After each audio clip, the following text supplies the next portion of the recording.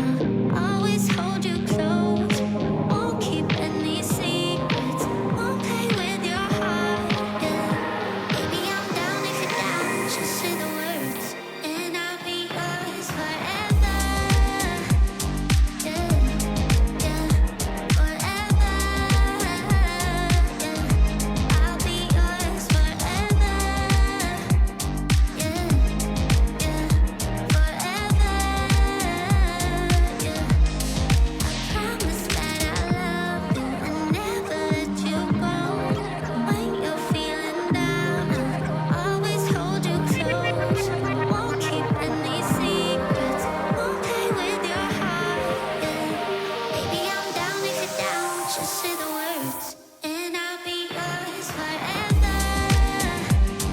Yeah, yeah, forever. Yeah, I'll be yours forever. Yeah, yeah,